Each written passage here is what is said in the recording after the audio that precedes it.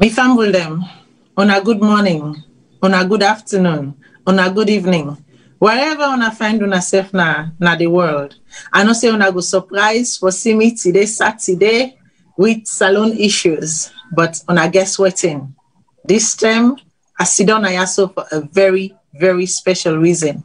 As most of you know, from the 25th of this month to the 10th of December, we get one thing where we call 16 days of activism against gender-based violence. Gender-based violence, not to usai no more with day, not to him it happen. It happen all over the world. So today, we can sit down also for a much small about how gender-based violence they take place, usai we come out, way na Sierra Leone. And today, I sit down also with some big alagbadem. Some big alagbadem, we not sit down no more at the office, so we then inside this thing, so tiggy one. We then all they join on for make sure, say, you know, humanity is respected in all shapes, color, and sizes, and that women become equal partner, and that they also are respected at the seats of the table. I not go waste much time. I go begin for introduce me guest then today, even as I go inside the program, sober one. So fasten your seat belt. It's gonna be uncomfortable at times, but it is a discussion that we must have and that must be heard. Without wasting much time, I go call on my first guest, make he introduce himself. Miss Beryl, introduce yourself to Famble them. You microphone they off, so Famble them not hear you.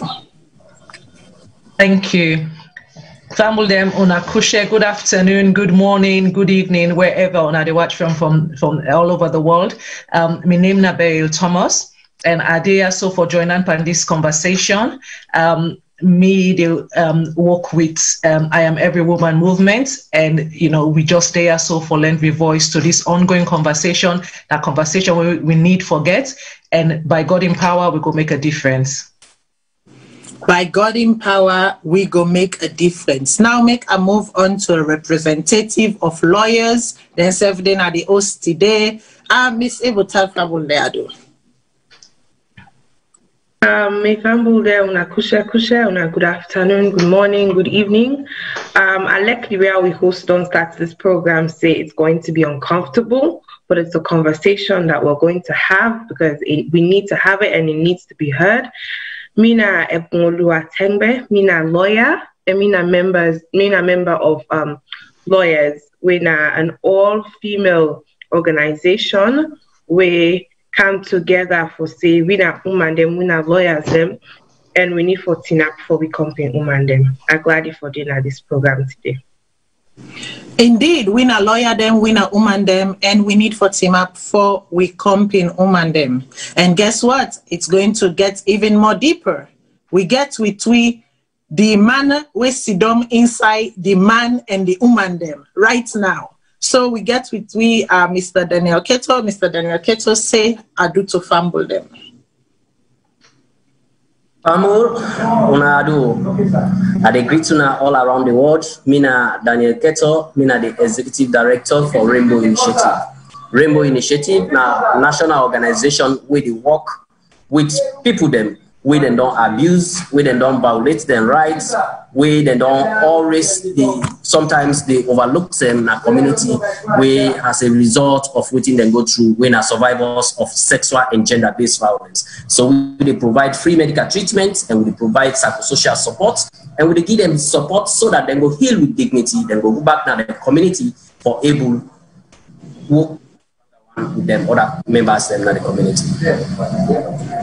We they give them support so that then go heal with dignity and go back na then society and feel part of the society. Now I they switch the gear and I they go to Madam Daika, tell Famble them Adu and tell them within you organization they about. Thank you so much, Matilda. Miss Salone people, send una warmest greetings from Freetown City. And I'm glad for being at this platform here so today for discuss the issues there. So we believe, say, inside the 16 days of activism, it's very important that we talk on them. Me, your name, Nadiaka Salina Koroma. Me, na the founder and executive director of Girls Empowered Sierra Leone. Girls Empowered, na a social enterprise where they advocate and campaign for the rights of women and girls. We specifically, they pick up issues then such as female genital mutilation, child marriage, and any other form of violence where women and girls begin to go through in a salon. We not only they stop there, we also they empower them through skills them where they need for be empowered leaders in our society. Thank you. Okay, thank you very much. Fambulem, una not surprised as if we they go along, una notice say some other people then join we. Times we not can able control technology, times we can able manage them. But the conversation must go on. The UN system 16 day of activism, like I mentioned, started on the 25th of November under the global theme, aligning themselves with the UN political engagement strategy, Orange the World, Fund, Respond, Prevent, and Collect. The 16 days of activism against gender-based violence is an annual international campaign that was started by activists in the inaugural Women's Global Leadership Institute in 1991 and continues to be coordinated each year by the Center for Women's Global Leadership, a non-governmental organization based in Rochester University. The object was to create a communication strategy to increase awareness of violence against women and to emphasize that it is a violation of human rights. I repeat, emphasize that it is a violation of human rights.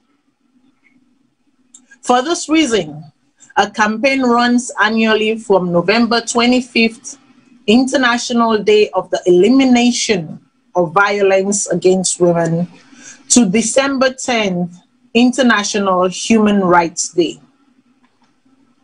Let me also note that during this 16-day period, on November 29th, it is marked as the International Women Human Rights Defenders Day.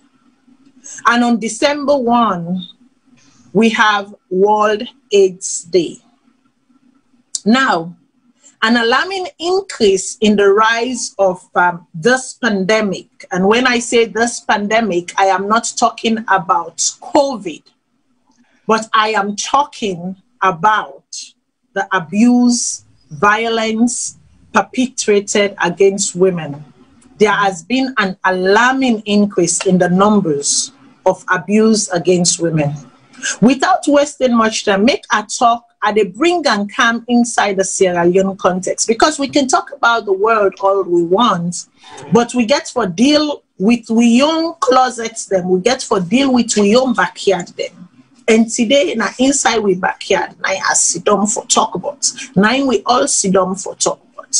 So I want to go to Madam Ebon. In the context of lawyers, waiting una don't observe during this COVID period as to waiting they happen to women and girls them na Sierra Leone. Okay. So when we did talk about the thing that way they happen to women and girl picking them, we can usually talk about them in the context of sexual and gender-based violence. When are the thing that way they can happen to women them because of we gender, because we now woman them make them thing they happen to it. Most of the time them then kind thing then they happen under we say sexual crimes and domestic violence, where na thing the way they affect we body them and reporting as women. So we say then sexual based crime them like rape, sexual harassment, sexual assault, and then we can get them domestic violence offense them where now inside we don't host them, now they come to either now we fumble them, we man, we papa, we people all tap together, we neighbor them. Now inside we don't host, now that's how they come to. Now, what happened during this COVID term? We find out during this COVID term, but of the 10 they were not able to waka. We even did lockdown for several times during this when the pandemic be just still on the rise. Imagine now you did on lockdown, you didn't host with the person when you abuser. Now we see you in a situation where you not woman, you man they beat you. And then una day together na the same host, una lockdown. Then they don't increase the potential or the amount of tenants if we go get access to you for expose you to that kind of violence. Mm-hmm. And then we observe, say, during this COVID term, but other issues then come up. People they lost their work, business be slow, really to a high level now of other tension and in a way they affect and trigger them behavior them and then perpetrators them.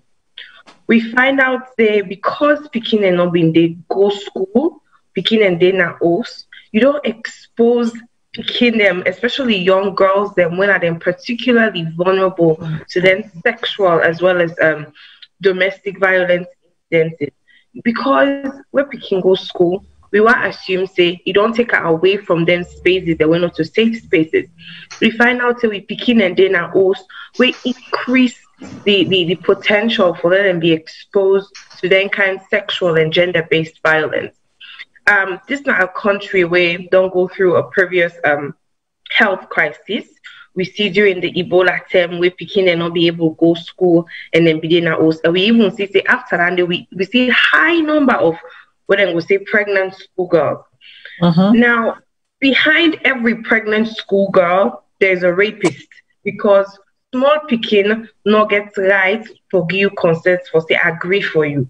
And so any time where you get that with small Pekin, now rape you don't rape her. And so we see them high search them. Now make during this term we see a lot of efforts they come in and say, well, a country we don't go through this before. We don't go through the kind of health crisis.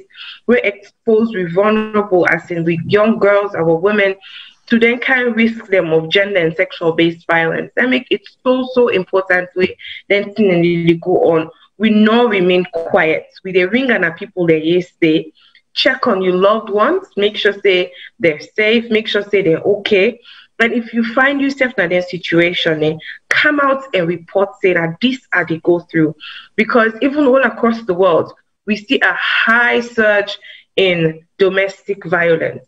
And so in Sierra Leone, it's really important, and I'm glad you will be getting conversation for say it's not okay. In no context, it's okay for let you man beat you. In no context, it's okay for let una go fall a small Pekin just because una didn't host nothing or they for do. So we find ourselves in that situation, especially in Sierra Leone, where you will say people and then a yard, una didn't a big compound. That proximity day for their increase that potential for their young girls them and be women and be exposed to such gender and based violence. So now that day we observe, but because this awareness don't they come, because people then on they get announced say, this is a problem, this is something we should do something about. We don't they get a lot of help and a lot of response from Boko other partners them, including UN Women and other organizations like this we Survivor Solidarity Fund for help support lawyers for able help with for doing work.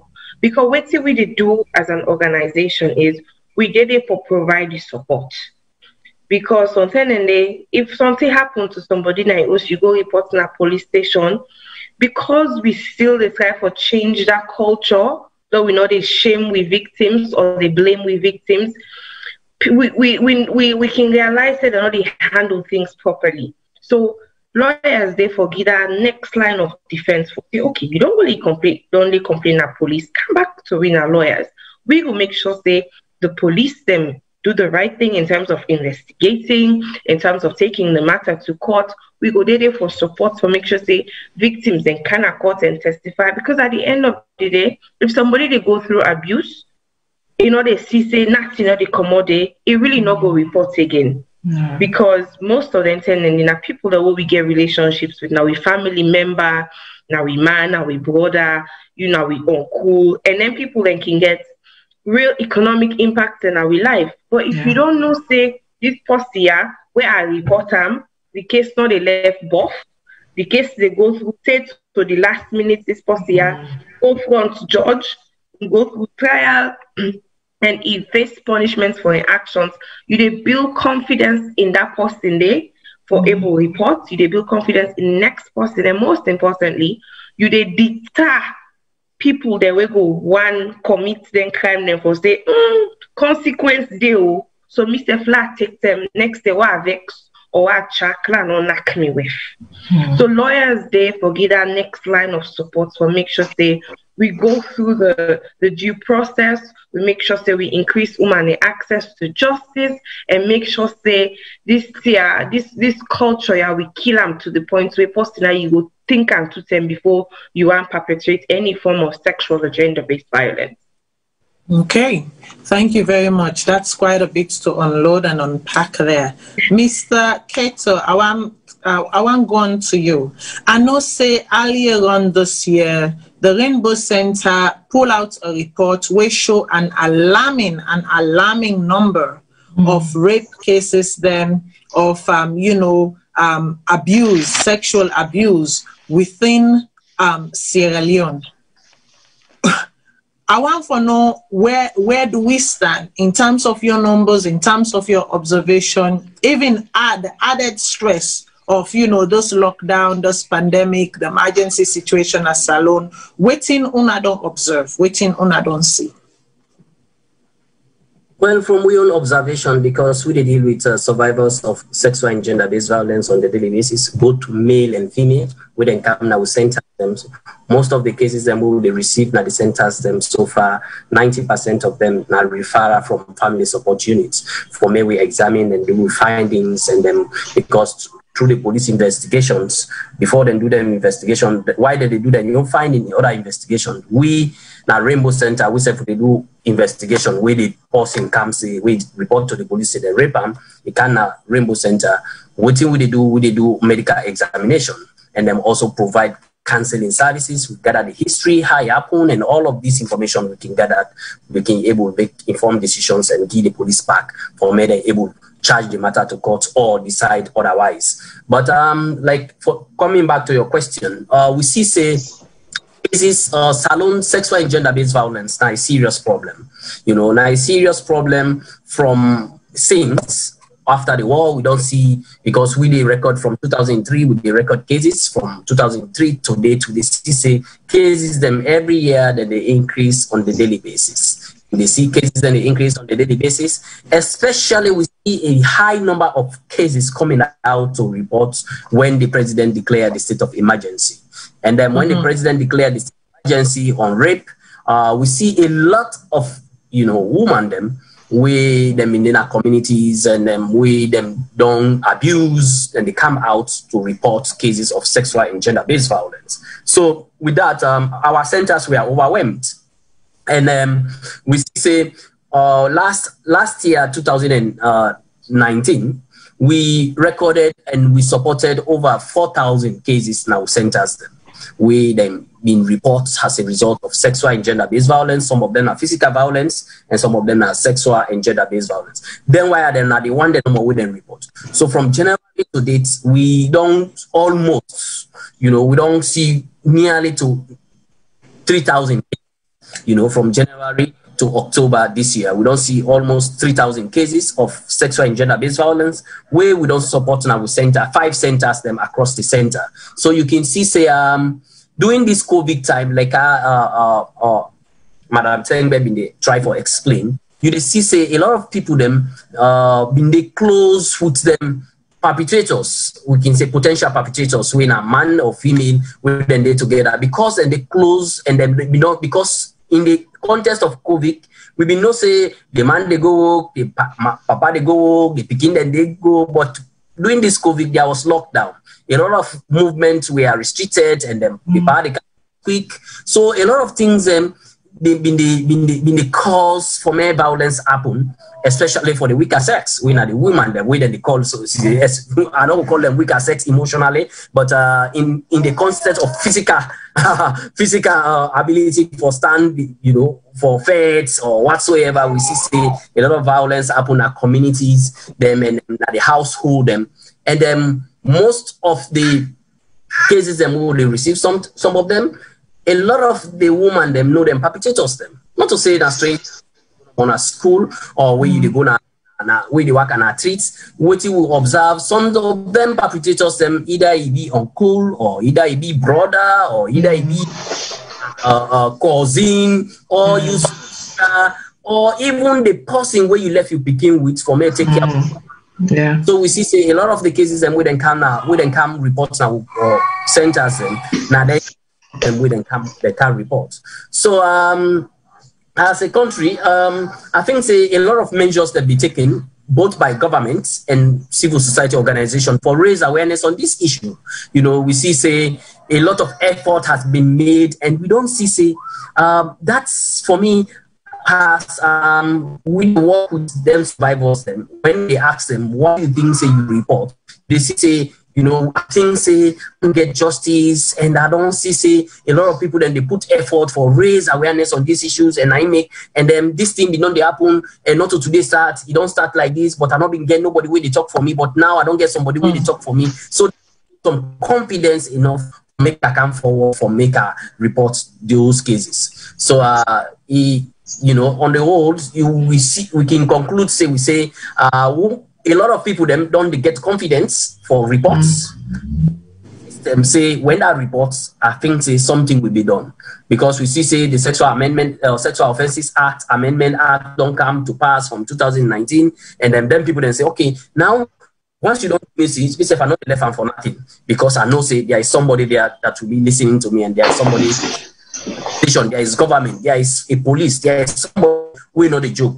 So we know say across the country, the First Lady, we don't go with hands off our guests. In fact, when we do a kind of research, we've been asked communities who say we work, because we want to know the real why the cases them they increase, why the reported cases them they increase in the community, and then we've been go and ask even ask why you think say, and then the answers them we'll get from the communities them most of them, they will say 70 to 80% tell we say from all the people that will ask, then tell we say the cases not to say that they increase, but the reports cases then they increase, because we think say the emphasis be laid on this so much, and the First Lady, because then they call something picking them Fatima Bio in picking them. We see say especially the one that they below 18 years. Then they call them, say, now Fatima, you ain't picking them. Anybody will touch them.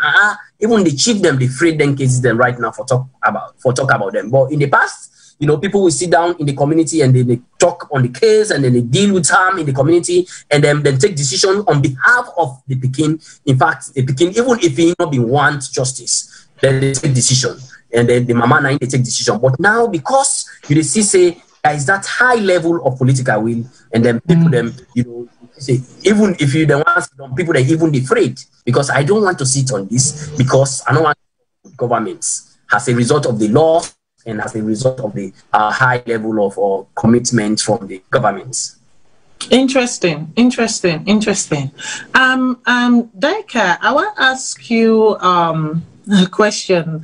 3,000 plus sexual and gender-based violence reported from January to now, and you self now one way they deal with women and girl picking them. Within na your observation in your field, I mean, taking into consideration that yes, we did witness quite a surge, quite a high alarming rate of sexual and gender-based violence, to the point where you know, someone like me at some point was like, is this a retaliation? Is this a pushback? Is this a fight against the First Lady in Get Our Hands Off or Get Your Hands Off Our Girls? Because at one point, the rate at which the cases them being they occur, it was frightening. It was frightening. I could say no woman, for me, in my opinion, no woman was safe in Sierra Leone. No girl child was safe in Sierra Leone. And to a greater extent,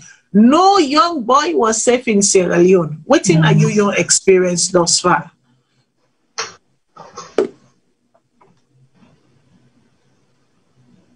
So I believe, say, if we dey look back on the work where activists them, organizations them, don't they do for the past couple of decades around the issue, I believe, say, it's because of we dey break the silence. We speak about these issues. Now make we go even able forget that kind scenario where mama go come on and say, I want justice for me pikin with a rape.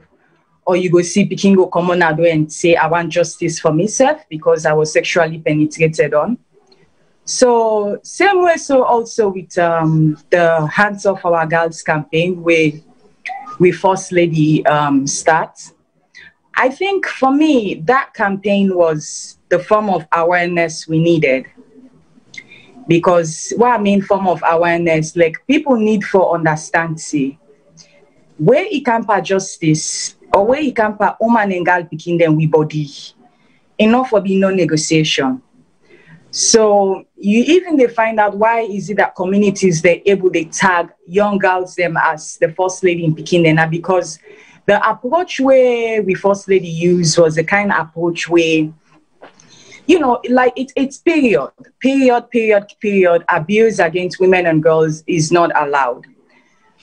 Before that, yes, we had, you know, organizations that will be they talk on that. But when we look at the context in Sierra Leone, we understand very clearly that everything, well, not everything, most things are politicized. So if you have certain social issues, you know, used to the political spaces, I believe, say, one way or the other, most times we usually they get a positive change and a sustainable one also. You look at the state of emergency where was declared also by the president. Although yes, a state of emergency, when people look at it, then they feel say yes, God begin to work on our streets and people they grab them and rape them. But when you look deep down into the houses, into our homes, waiting they happen, it actually get worse than that. You know, if we have, you look at the case of Khadija Sakor, there are so many Khadija Sakors them around us. Even right now, this very moment where I talk to you, there is a girl out here in Sierra Leone where, you know, they face rape from somebody where it trust or somebody where in a family member, you know, and things like that. This is why, for me, in my own capacity, in a country like Sierra Leone, when after the Ebola, I think Sierra Leone, what we're living right now is, it's like we're going through the same cycle again. During the Ebola, we had over 14,000 girls got pregnant. And what we had back then was the past government who, for them, it was much more easier to ban these girls from going to school. Rather than looking into waiting drive this kind menace in our county, in our society. Right. And of course, with the voices that we have, the strong voices them in Sierra Leone, you see how organizations and take governments to court. And this year, so grateful to government for when they finally lift that ban. What we're trying to say is we are not encouraging girls to get pregnant and go to school. Right. But what do they try for? May we stop for the hypocrites to be safe, yeah? Boys and girls, they get for who get sex, go up canton. You turn at any kind way. From our experience, from the work that we do, working with grassroots, You understand that during the Ebola, when you had over 14,000 girls got pregnant, right now COVID was still living COVID, and we not even get results that we not even get reports that we don't come out specifically from Sierra Leone. But we can go and look at Care International, which states that over 30% of girls in Sierra Leone aged 15 to 19 either be done born before or get pregnant. So for us, what we realized is we need to work with what we have in our county. So we focus more on creating a safe space. A safe space is so, so important, Matilda. Because like you say, when you look inside Salone in the most deprived communities, then picking there, so maybe one going home, they host like 15 family members then, or 15 watermans, a very small space. So we're creating a space for them where at least they can come early morning, and not only for Sidon, but also read books, like engage them in vocational skills. Because we realize that when you equip girls with them kind of skills, then they're able to use them as economical value in the future. You know, so we try for engage them that way. They try for see how we can respond, although we cannot fund, but we can respond and prevent and eventually collect our data.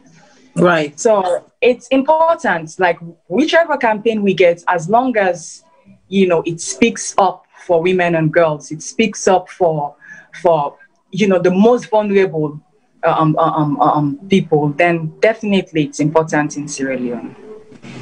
It is important in Sierra Leone. So, you know, Daika don't give me a very important data, okay? So 14,000 plus girls during the Ebola period were pregnant. And we also know saying that around that period, the girls were banned from going to school. And if you all can recall, when the then First Lady come out and say, Mama and Papa business is an adult business, it's a marital business. The girls have no business, you know, taking on adulthood and involving themselves into sexual, sexual, experiments or whatever it is. Unabinosti say, I was enraged. I was very enraged, and I came at her hard, without fear, without malice, but speaking the truth. And that was the same way I was enraged one afternoon in June, when my phone started going boom, boom, boom, boom, boom. I'm seeing this image, but nobody was telling me what was going on. And so I waited a few minutes, and then someone called me and said, Matilda, you don't see that Pekin? I say, who's Pekin? They say one Pekin in name Khadija. I say, describe for me. I say, because somebody, then they send me image, but they know they tell me what happened. I say, hey, Matilda. I say, Salone don't bad off. I say, what happened? And send me the image, then they send me the background story. And you all will remember on that Saturday afternoon, I did not hold any bar. I did not look at the age. I did not look at politics. I did not like, I not being the care who was watching, who was listening. I spoke my truth and I spoke my mind, and I was so enraged to see the image of little Khadija at 5-year-old being molested severally. Not only being molested, but also being abused sexually and physically, because the evidence don't lie. I don't care if it didn't caught, I don't care waiting in they say, I saw those pictures and the evidence don't lie. Yes, we have to go through the law system. Yes, we have to go, but at the end of the day, we cannot sit down. And yes, on that very day, I made a comparison between, I called on the now First Lady and I challenged her vigorously. I said, you cannot sit. If you say, get your hands off our girls, I need to see results, and I need to see them now. I need to see that you are moving the needle, and the needle have moved. You know, I made a comparison between the little Khadija and her daughter, and people were like, no, Matilda, you went too far. I'm like, no, I didn't go too far. Sometimes you have to make things real. and the real you make them, then people are situated and they get acting. And 2 hours later, whatever I was saying reached her and she acted. And people call me and say, hey, you don't talk or you're not in the talk, but the moment you talk, you don't talk. I'm like, I don't want talk. I need actions. That's right. But then little did people know, and I said it then, I'm like, Una, wait, just because you don't talk no mean for say anything therefore happen right now. If we do not come collectively as a society, if we do not stand as a uniting first, trust me, another 6 months down the road, we'll still be talking about this. And I am saddened to say, even as I sit here today, we are still talking about Khadijas and the many Khadijas within our society whose name have never been called, whose name have never been mentioned, who did not have the international spotlight as Khadija did. But because of Khadija, people have noticed. Because of Khadija, people are speaking out. And some actions have been taken, and we cannot deny that. I will go to Beryl. Beryl, I want to make you talk about the theme today. Orange the world, fund, respond, prevent, and collect. Within your young practice, within your young engagement, what in that they actually mean for Sierra Leone and the fight against gender-based violence and the fight to equality and the fight for women to sit in at the decision-making table? Thank you very much. We think today talks about, fund, collect, respond, prevent, etc. In the context of Sierra Leone, we need for be out there. They teach we women them. They teach this. Although it's mainly about women, we also need for teach the men them as well. How for respect the women them, the children them, for sure and say, even though picking na picking, it may not get you may feel to say they not get voice, but then gets them voice. Then then can give, although they you may say they agree for do it thing you want for let them do, that's not mean to say you need for take advantage of them. They need for no say people then get their right. You need for respect them. You need for protect the women. You need for protect the children. And it's important that we educate we communities them. Starting from grassroots, starting from the nursery them. They start from the school them. We mama them. The health centers them, hospital them. Now a continuous conversation we need for the go on. We all need for the sing from the same in book. We all need for the say the same thing. They support one another and make sure say, we not get any more Khadija them. We need for make sure say we picking them secure. We need for make sure say we picking and get the right foundation. When in a family or in a certain way, a picking has been abused, whether sexually, physically, it affects them. It affects them foundation, them. It affects them psychologically, emotionally, socially. And now then people also be want to be responsible members of society in the future. And we need for help them for make sure say they get the knowledge, the care where they need at this stage, and then they go help for make them able for impact in society as they get older. It's important that all professionals them were involved. We talk about the family support units, we talk about the police, we talk about the other centers that where they work with their families there. So it's important that they get good training. It's important that they get policies that where they stick to, not a matter of, this now the policy what would they use for this kind of people them, or for people them where get money or way gentry with a different law for them, or now one law for the layman, another law for the policeman, or another law for the minister them. They're all for be subject to the same rules. the same policies them. You know, they treat people and different, because now that way you go able for put things in place and make sure, and people then go realize, say, they can't avoid being prosecuted if they do the thing they are. So you do thing way wrong, you face the consequences of your behavior. The law will come down on you. You go get justice for them picking their ass. So, and it's important that message they go through from top to bottom. All man need for know that and respect that, and respect the picking them, respect the woman them. All man deserve for be respected. Indeed, everybody deserve for be respected. I come back to Ibon. Ibon, I want to ask you a question.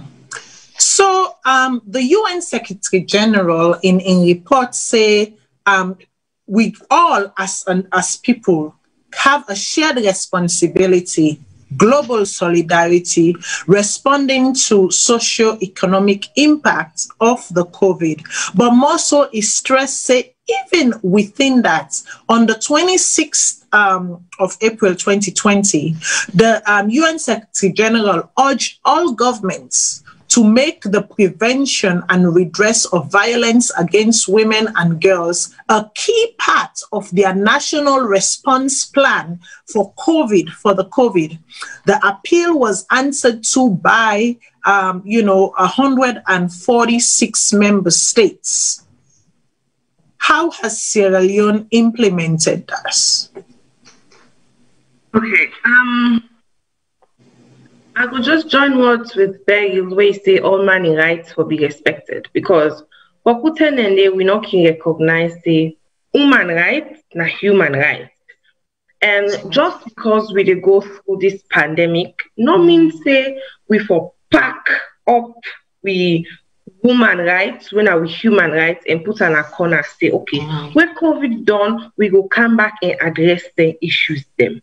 We need for do side by side, because all them things and they're equally important sides of society. You know, mutually exclusive. And if you get for protect, you protect with health and safety rights, and the same way you get for protect my rights to safety, right? And as a woman are entitled to that day. Now, in this fight against COVID, they under this with national COVID response center when we NACOVAC, and I'm so glad to say the government make sure say they include woman business, and we get a person of Tanya Fraser when are in the in-house for make sure say then they include gender into the conversation, that we're not just doing things business as usual where we just they go people and they sit down and they make decisions the way they affect women them. They not include women in the discussion. We know they do that again, where you will get a table full of men taking decisions on things the way they affect human rights. We have a representative there where they ensure say every single way how them they look at them, then they remember the gender considerations, because how COVID they affect man, not to say they affect woman, because they get different implications, especially with the kind of roles them we women play. So, for instance, we get we large we frontliners them. We get a large amount of we health workers them. When are females them, then they are nurses. Then they provide that frontline support. And if you they take decision the way they affect health workers, where they affect women them, where they play their role, then you can't just take them in a blanket form. You get to take their unique perspective then, because the same time we get woman when a caregiver now where they provide health service, now the same way you most likely get that same woman there when a caregiver now in home. So imagine with all the stigma and all the fears we be surround this COVID here. If me na woman, me na health worker, I don't go work. I don't go attend to patients where they don't test positive for COVID. I have to, how are they go back na host? How are they go back na host for go take care of me picking them? Especially when most of the time, women and the caregivers them. Yes. So we can't have these discussions without considering the female angle of it. So no matter how uncomfortable it will be for man their way or people they want continue for perpetuate this with patriarchal society, it's no longer feasible. It no longer makes sense for exclude women from the discussion. And so at least I have to say the people in church in terms of NACOVAC and Ministry of Defense, we don't consider say, look, we can't just have this discussion. We have to include some form of gender mainstreaming in our conversation. So that side we don't try. That's okay. So at least we can say there is gender mainstreaming within conversations happening in Sierra Leone. Now I want switch a little bit the gear to Mr. Daniel. Mr. Daniel, so we see Nayaso just now where DICA give a number of 30% between the ages of 15 to 20, picking them inside SALONE, girl picking them, they've either had a child or they've been pregnant at least once.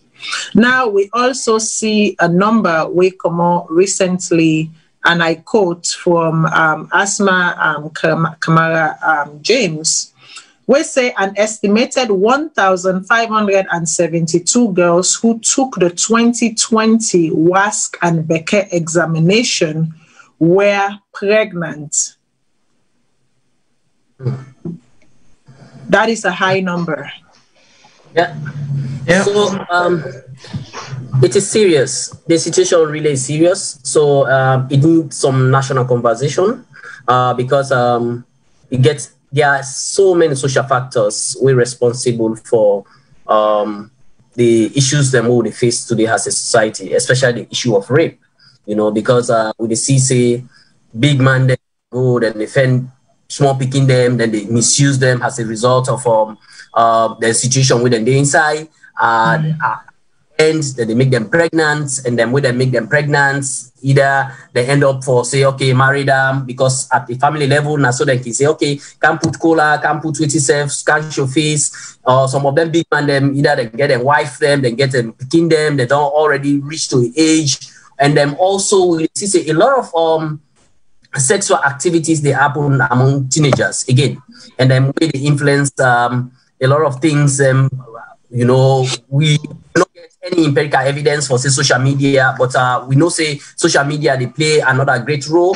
Peer pressure they play another great role. But it knows say a lot of people them from the cases so far, what would they see? About half of them cases 3,000 cases would they see say most of them are pregnant. You know, where we do STI, they either get STI or them pregnant. So for this fact, we don't get up to now 8 cases of HIV positive.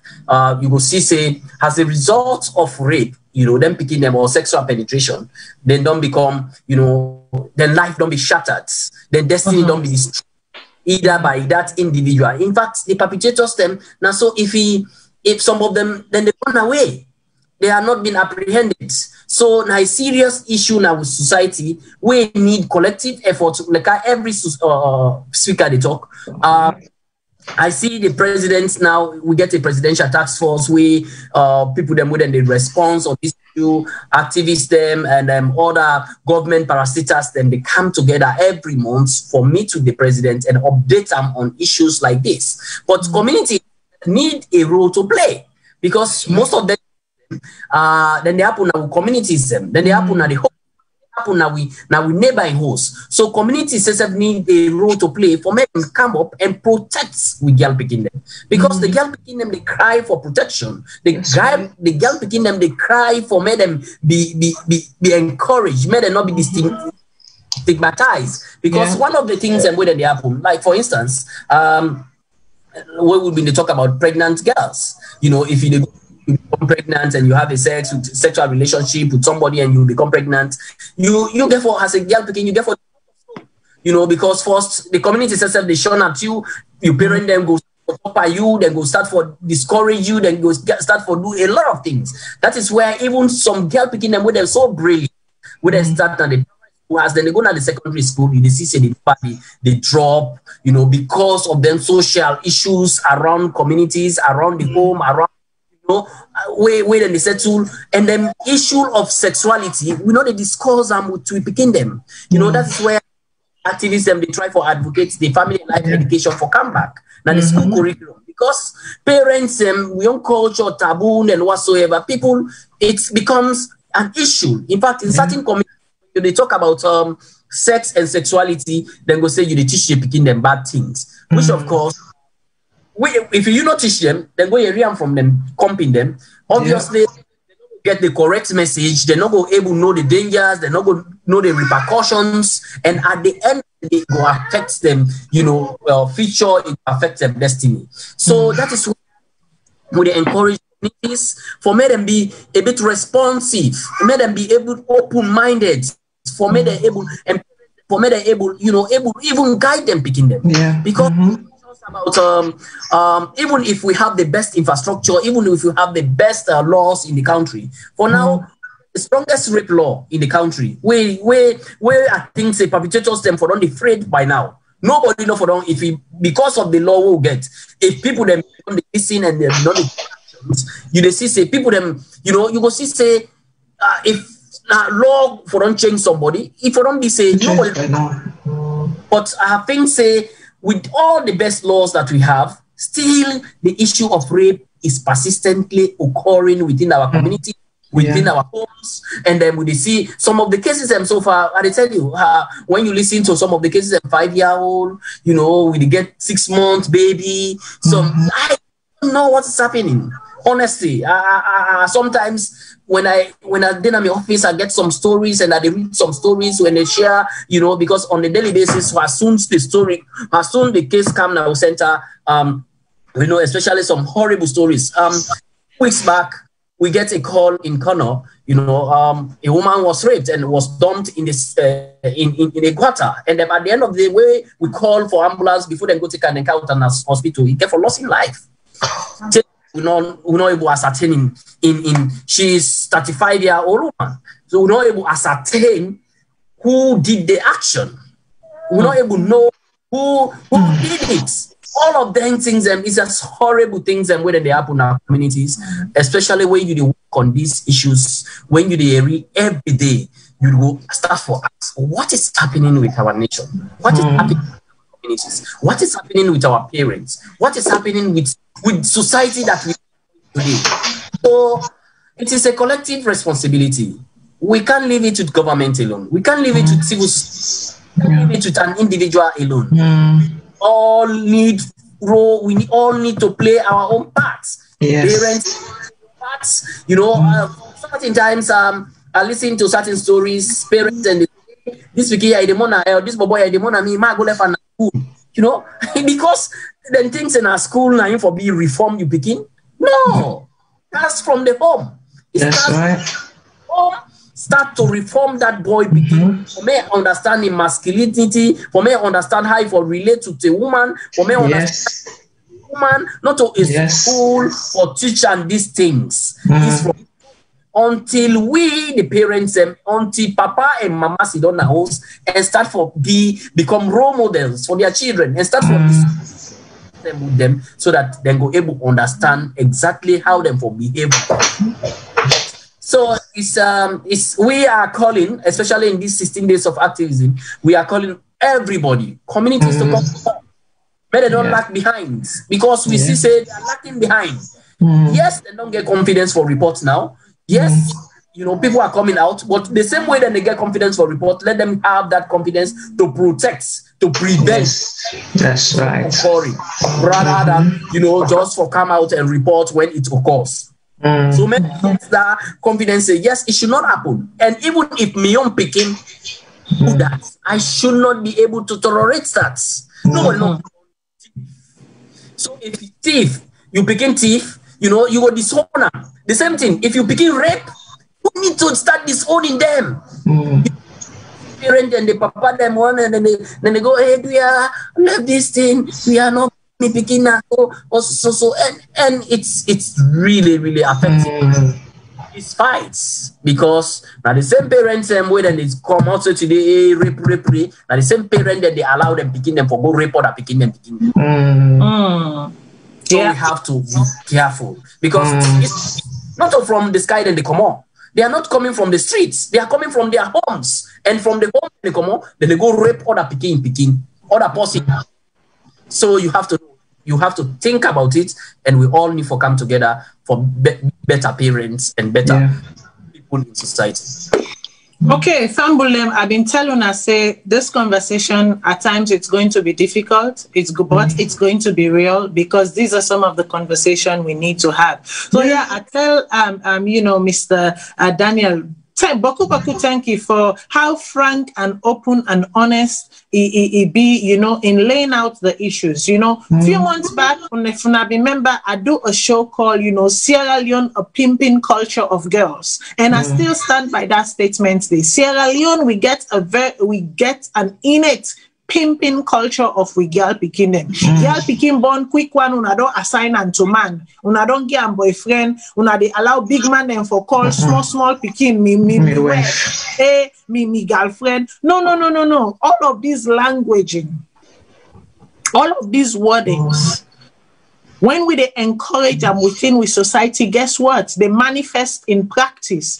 And yes, I strongly believe, say, the home, the parents then get a lot for play. Most of the time, una can believe, say, una send una pikin and go school, the teachers then are the responsibility for groom una pikin them, for train them how for be. No. Listen, that is why it is called a village. That is why it is called a community. That's right.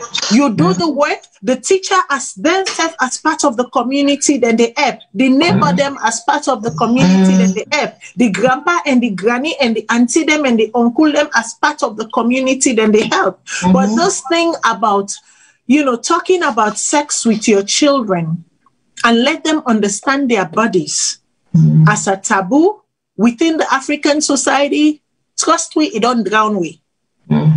It don't do we a lot of harm than good. Because guess what? The moment they start feeling certain things in their body starts, reacting in certain way, they get curious. Because no one has taken the time for explain to them what that mean and waiting at the repercussion and the consequences. So they go on and they explore, and then boom, then fall into STDs, then fall into HIV, then fall into high teenage pregnancy. And the brunt of it is taken by the mothers and by the girl child. Because guess what? In that moment, the boy goes on to school, the boy life goes on. Life goes on for the boy. It's as if nothing has happened. How many picking the northern born na SALONE where the one that were responsible for the pregnancy deny the belly and nothing not come up here. Sometimes these children come out as a spitting image just to vindicate their mother, spitting image of the papa. And then in that case, you have nothing else to say. We not get DNAs them where they run for say, okay, you they deny this speaking, can't make we not get that culture there. We get the culture of na famble name, make we not camp well the famble name, do ya, make we talk and small, make we do and this, make we do and that. But you see, the na famble name business and make we talk as famble business. Don't bring we country into, a brink of destruction. Where we girl picking them not know the value, the power and their strength. Where we boy picking them not know, their value, their power and their strength in protecting the opposite sex and not abusing them. Ms. Berra, I want to go to you. And I want to ask another question. On the 25th anniversary of the Beijing Declaration and Platform Action of UN Women Generation Equality, realizing women's rights for an equal future, campaign demands equal pay, equal sharing of unpaid care and domestic work, and end to sexual harassment and violence against women and girls. Healthcare services that responds to the needs and to their equal participation in political life and in decision making in all areas. How far has Sierra Leone come with regards to equal pay, with regards to the recognition of unpaid care and domestic work, with regards to, healthcare services that directly respond to the needs of women? How far have we come as a nation? Thank you very much. To be honest, I not think Sierra Leone don't move much in that respect there, because there is a disparity within earning capacity of the woman them against the man them. There is also, the notion that the woman now they in charge of the house, now they take care of childcare, now they do the main thing them na the host. And in respect of that fact, the woman then get a big role for play, and it's important for let the man themselves be part of this. Women they need for be more involved in the decision making, in the laws that are being made for support the women there. So it's important that we get more women there where they stand up, where they represent women there and be more vocal about this. Yes, in the last few years we don't get a few more women them where they stand up, a few more organizations them where they speak out about it, but it appears that it's a lot of talk and not a lot of action being taken. You get the government, they say they support this, they support that, but it doesn't translate down to see the proper effect of that happening. So then they talk the talk, but it's not happening in real life. And that is where it needs to happen. Women need to be taken seriously. Women need to be on the same part as the men. Women need to have the same rights. And when the young girls and the young women them see that, the government, the policies and all that, they support them, they encourage them, that's what give them the zeal for be more vocal, for do more, and for ensure that things get to the point where they need for be. But I think SALONE Day a bit of a way to get there. We will get there, but we're a bit of a way from there. We're a bit of a way to get there. And yes. So I get into some nitty-gritty right now. On June 24th, 2020, the UN chief's call for action has been further accompanied by the interagency statement on violence against women and girls in the context of COVID, with the objective of highlighting 6 critical areas for action, providing the UN system with a common set of key advocacy messages and coordination for action. Now, even aside from COVID, or with COVID, I can ask the panelists them a specific sets of questions dealing with these 6 call for action. And I will start with Ms. Decker. Making urgent and flexible funding available for women's rights organizations and recognize their role as first responders. How is Sierra Leone doing, and what should Sierra Leone be doing?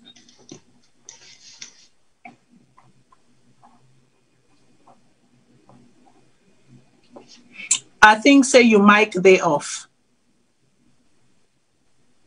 Sorry, can you read back again that question? So the question is, making urgent and flexible funding available for women's rights organizations and recognize their role as first responders. How is Sierra Leone doing, and what should Sierra Leone be doing? So when you talk about women's rights organizations, so we talk about the grassroots organizations, which I believe are definitely the first point of contact. I think Sierra Leone has done quite a bit of work around that, especially if we look into the space right now. We have organizations like Purposeful Production. Purposeful, they were part of the Solidarity Fund, which was raised during the Khadija protest and all. We have organizations like that who are Sierra Leonean led, because it is very important for us to understand that some of this funding that comes from organizations that are not Sierra Leonean or African led cannot be so flexible. So when we have such spaces like Purposeful, who give small grants in terms of advocacy, in terms of capacity building, I think we have come quite a bit far.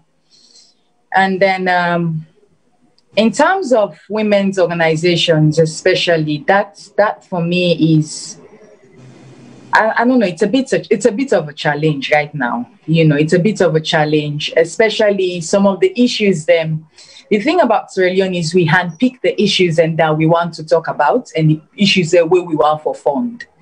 So you look at a topic where me very passionate about, FGM. There is no way you can talk about rape. There is no way you can talk about child abuse, human rights violation, and you say FGM is not rape, FGM is not human rights violation, and things like that. So the moment when we have a state or society that, you know, make conclusive decision that no, we not go, you know, try for solve this issue, rather we go joke and go to the next issue.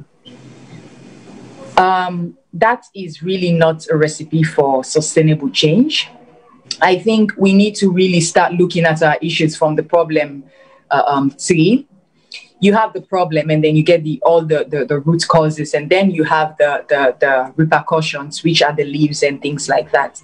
So if you look at Sierra Leone, we have the problem of gender inequality. You have the problem of women. Half of the population are left behind because society believes that we're not strong enough. Then we need to go down. We need to really go down and look at some of them tradition they are so way they don't, you know, it's because of the patriarchal society where they're in. So they don't systematically create their society there. So like the Bondo society, which now is a society where female genital mutilation is practicing. So we believe that the Bodo society can, you know, give us women power and things like that. But we don't understand that it is a patriarchal society. Now, man, they form that society. Therefore, when woman, they believe at some point a year, we get power, we get power.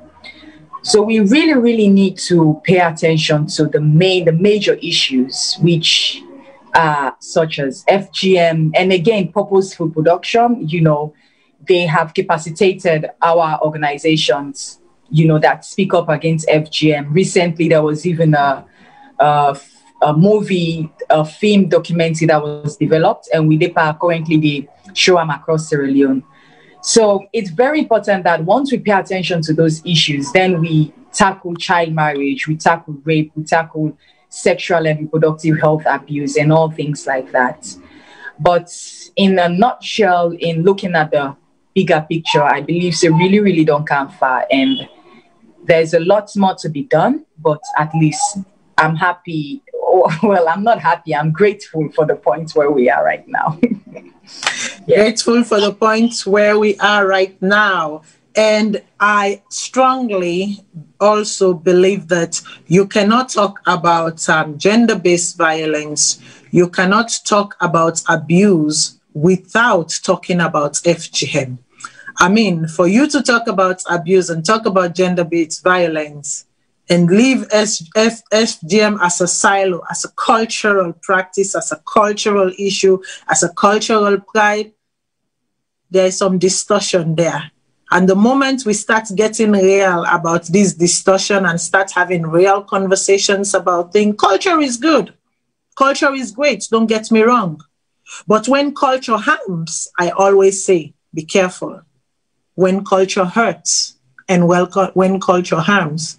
You know, I sit amidst a lot of different people. When you see me with the Timini and you know, the Limba tribe, where they dance the music, and can feel say me na one of them. When I go inside the Mende culture, where they dance the music, then can get lost so one days. When you see me with me Madinga and me Maranka people, then can say, but then I get for correct them and say, na eku creativity they dance so.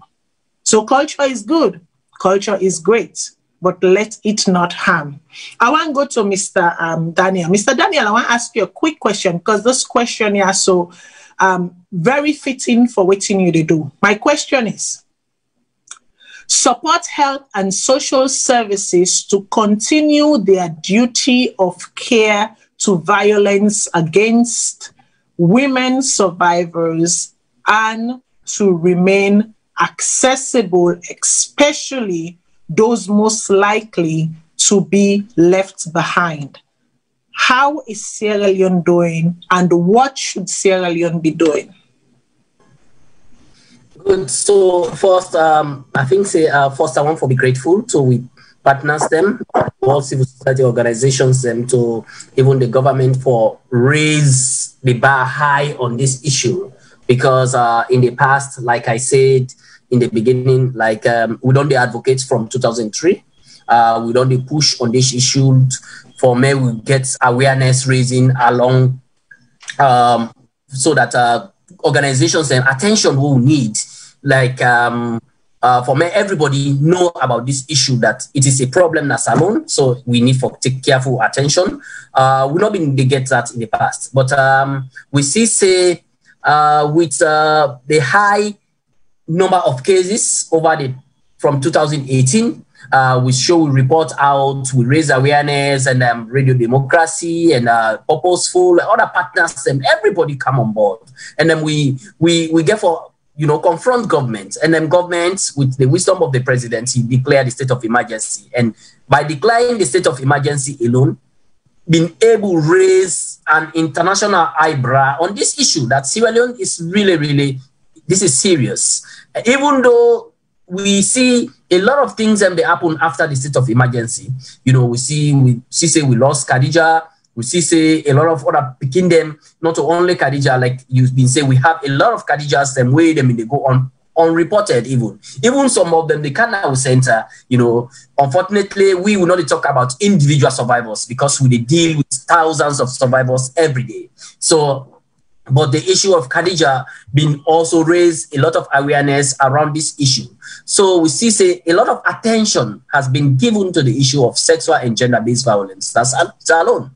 Now, at community level, at state level, at NGO level, and at donor level. So we see a priority of donors, and priority of government and other stakeholders being therefore be focused on that.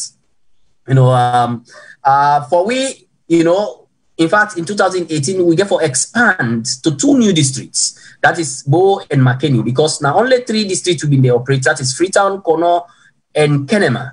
So in 2018, we therefore, try, even though we've been in struggle with funding, but we say because the services needs to be accessible to survivors of sexual and gender-based violence. Because we see people that they come out from Kailang, Pujang, all over for come, na Kenema. Some people that they come on Mashaka, Podloko, for men, then come na Freetown, In fact, only serious cases we are reported, and then they were referred to our rainbow centers from those communities. But we see with this expansion, we see a lot of people then able to get access to services. However, it is not still enough. We see the government also open one-stop centers in 6 other districts who say we know for more survivors them able to get access to free medical treatment and psychosocial support. So government they do your part, but still you not do it. There is a need for every community for every government hospital make available, free medical treatment, because that's what they access. That is what the law says. But the problem where then they face in some hospitals, because free healthcare treatments, it only targets under 5 and lactating mothers. And the law says even gender-based violence survivors should have free healthcare, but the drugs are not available. in those health centers, especially in communities, at the government hospitals where some of those cases are reported. So it is a serious challenge. So therefore, not only in the district headquarter towns, then go able free access to medical treatments and even psychosocial services. So you will see, say, there are still challenges. But, you know, a 1,000-mile journey starts with one step. So we don't see, say, first we get 3 rainbow centers. We don't get 5 rainbow centers. Now we get 6 plus 6 one-stop centers. So we don't almost increase. We don't go into the last 1 or 2 years. We don't go to 11 centers of where survivors them can get access to free medical treatment and psychosocial support. And then we see, say, the courts, the model courts don't be launched na Freetown, and then we understand, say, the judiciary want for replicate this model courts na the regions them back so that survivors them go able to access justice, or then one for get justice at any time. And then but in terms of funding, where you talk, there is still need for forensic lab in this country. There is still need. In our last presidential task force meeting, I think donor partners were there and everybody was there. And the president was so open to say, you know, there is a need for me to get, you know, forensic lab.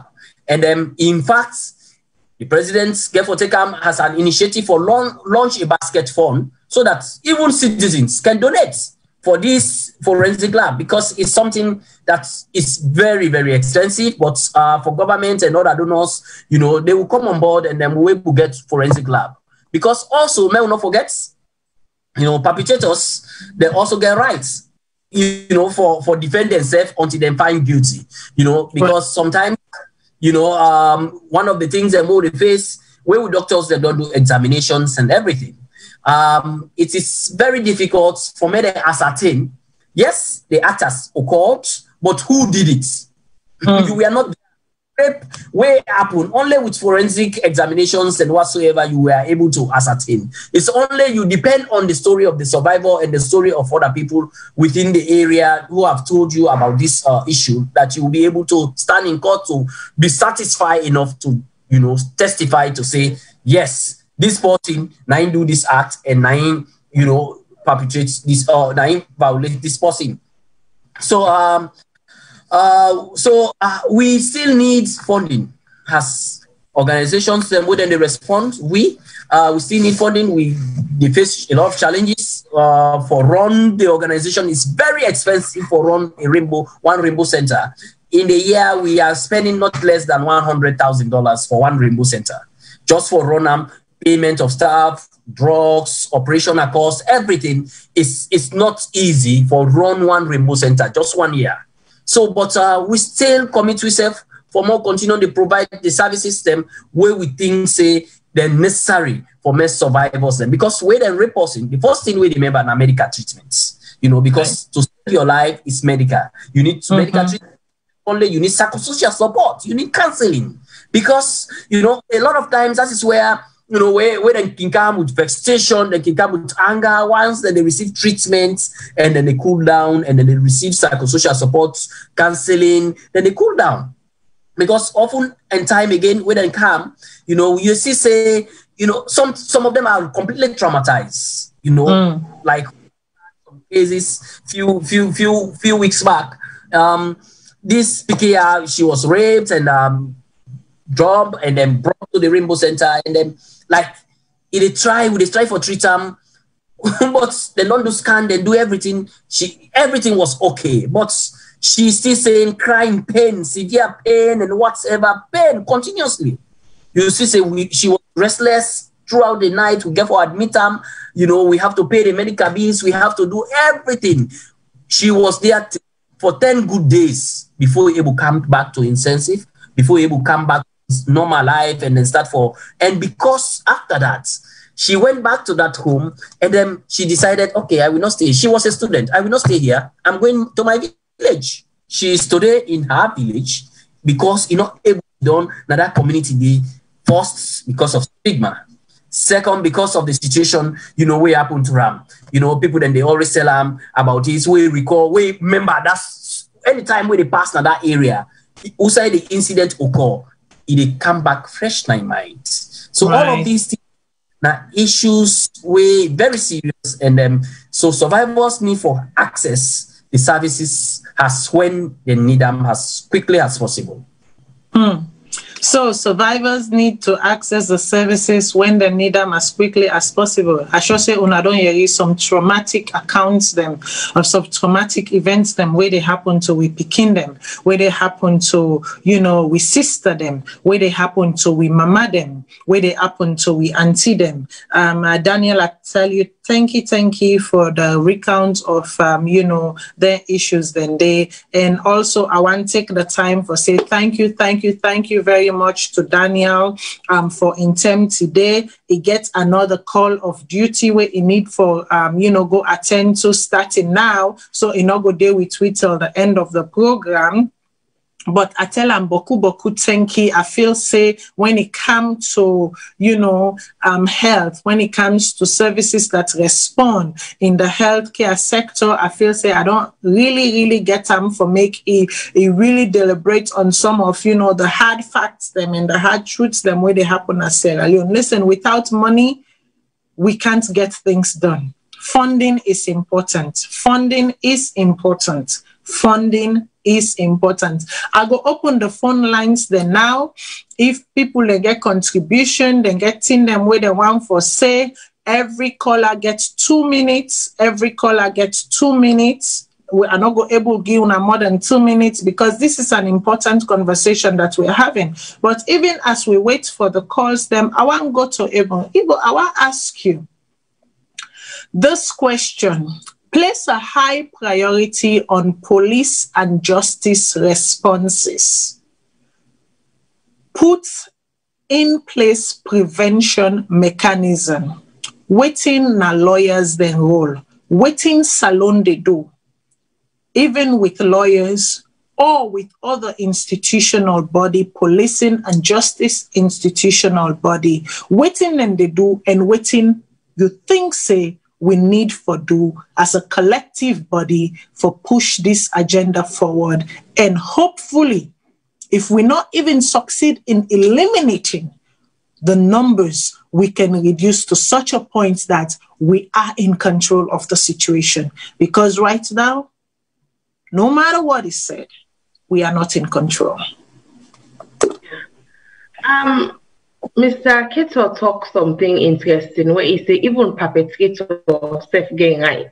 Because how the law they look at me is that everybody, when they carry you go before the law, then they take and say, then they presume you for be innocent until they prove you for be guilty. Because the law they look and say, it go rather be 99% we guilty than it jail 1% we innocent. So, when you did in that situation, the sexual offense, domestic violence, na crime, there were most of the time, it happen outside now you and your abuser, now one-on-one. So, when you go lay complain, now it can tell like say now you word against the other person in word. But technology now they improve to a point where you're able to investigate. You able collect like I say forensic data for let you yourself show say okay look oh this man they beat me look the mark in my body not to say na for this na person and be night take beat me or like if na rape or something now the way how the law they past and say oh this person here it get broken hymen now the only time they will tell you but you know they will tell you say okay this person here we get DNA for sure say it don't left in semen inside the woman or it gets pubic hair or something they like physical evidence where they tie the perpetrator to the crime itself. Boku other thing them back involved let's say like witness protection for instance where you can person say okay this person here it don't commit offense most of the time and they will perpetrate so they can be big man then as society. And then kind of people and they people ain't afraid for go testify against them. So until then, they even though people are not afraid, they're physically not getting means in terms of law, say transport, for instance. Because until when I go sit court today, they adjourn, pass for count tomorrow, and when they go sit court, then they give time saying at 9 o'clock. So until you go there the whole day. That way, you don't do all day, they lost. You sell say they get because we know say within a country, but kuman now that hand to month, now that daily where you go, we or for the day now you get. So as lawyers, we dey try for fill that vacuum for say, okay, you don't only complain to police. If now the kind perfect world we dey, police forget the resources to say, okay, we dey investigate, we dey go chase after the witnesses, we dey make sure say witnesses then go na court, take to the point, say the end of the trial. But even though we police then can try, they get limited resources. And I'm so glad they say the theme for this year, the first one they didn't fund. Because the reality is, even though you get people that were willing to do the work, you get people that will get to know how to do the work, the resources are just not there. So we did it for filling that gap. We was okay. You are gonna make you complain. We they go with you. Oh, you get witness. Oh, you witness not get transport. Oh, we they go with them. We'll get transport. Oh, this post here, we need for talk to them. We need for cooks, and we need for prepare for trial because you know for going to court na fear for something. Some man go afraid. We go did it for say okay, we dey hold you and they cooks you. We go talk. No, so they go show you what for go talk for say if you go die or something. But just give that preparation. They for say okay, no worry you. Where you gonna so and so. That dandy we did for providing that support throughout the trial, and even we can even go beyond because the reality is when we get issues of domestic violence, and this was a case we had where you as the victim, you want to remove yourself from that situation there. And most of the time we domestic abuse, it come in terms of physical abuse, it come in terms of sexual abuse, it come in terms of economic abuse. So if you're not somebody where you depend on your partner for provide for you, and then the person want they beat you, you say you are on our way, who say you they get them? And most of the time, the woman them we know they left with Pekin BN. You know, go left with Pekin to that mandate. Lawyers had to intervene for even give that woman the business money because now the reality dandy. We can't say, oh, we want to fight domestic violence, we want to stop sexual and gender-based violence, when the reality is nobody wants to be in that situation. But sometimes and then we can feel like say we not get the option. And that's why when you give us in that alternative for say, look, if you report, we get safe home for let you stay. If you report, we will able to set you up with something that will make you economically independent of this person right now where they abuse you. Or if you report, we will make sure so we go with you in a court. We get like a protection order, like what we say, restraining order. For stop that person, like no can you. And all that it takes money. Me as a member of lawyers, that means time I volunteer.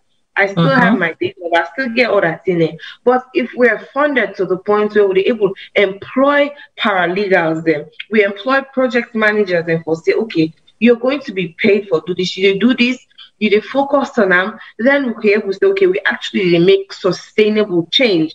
But the point where we did so we still have a highly projectized organization where now we projects come or we get funding for do something, we roll them out to go try for manage them.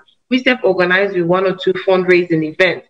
But it's really, really important for we make sure say if we're so enraged but the Khadija Sakos, now we put we money usa we monthly. If we want to make a change, we really need for make sure say we're willing for contribute towards anything and day. Like for instance, the t-shirts we are wearing so right now Asma James in t-shirts.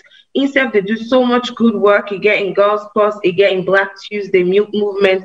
If you buy these t-shirts, you are contributing to the fight. Not to all man get for be lawyer or get for be healthcare professional for able to support the cause, but in the only little way you can contribute.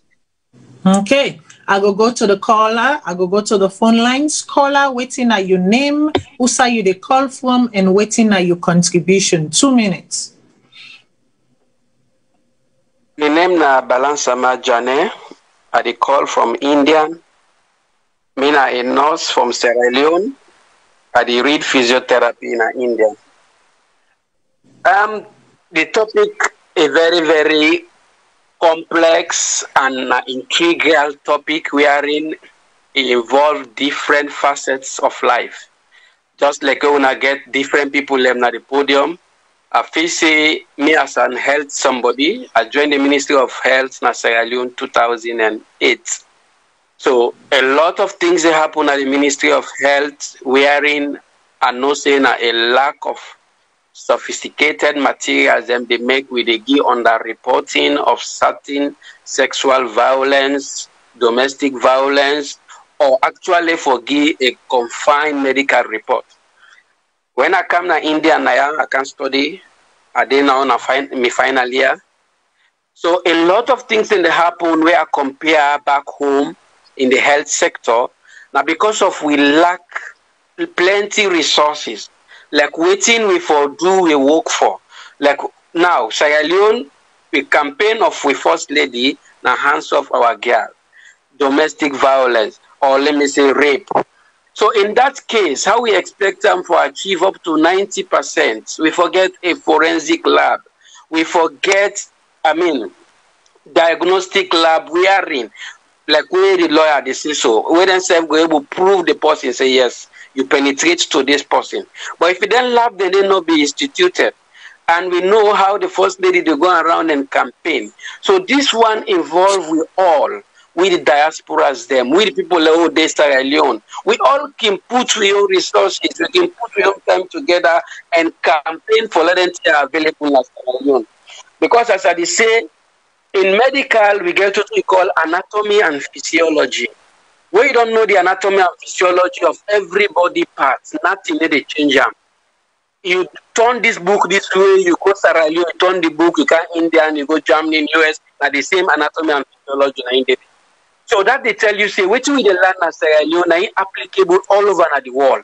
So when I compare, I study my nursing at Sierra Leone, I graduated 2012. So when I cry in 2017, I don't see anything different. I observe the way they do their work. I see say, yes, we're capable for doing the same as Sierra Leone. But why we need to do them? Because we don't get the required materials that we need. So as a result of that, if we put hands together, we help the government. The government is ready for push the health sector. I feel say plenty things can be correct in Sierra Leone, just like it be correct in other places them around the world. So me on appeal and me on talk. This is not a good platform where they follow every time. So we are in India now 12 a.m. Almost na morning now we depend in the other day. But I still listen to the program and make sure say I follow and myself give me only to contribution. So just like when I don't involve different people on board and give your input, I think today we say and then we get a lot for play. Where some of you don't travel, you don't go out, I can't for educate in the medical field. But a lot of things and they around the environment where they learn, we're not only medical. So if we go back home and implement anything then we see how we go support the government. We see how we go, teach with fellow Sierra Leoneans them. And we all in the diaspora them, just like when they do so on this platform. We all when they talk, people and follow them and listen, I feel say a lot of change will happen. Because of time, thank you very much. Thank you very much, Kola. A lot for play. For we country, for there will be a change place.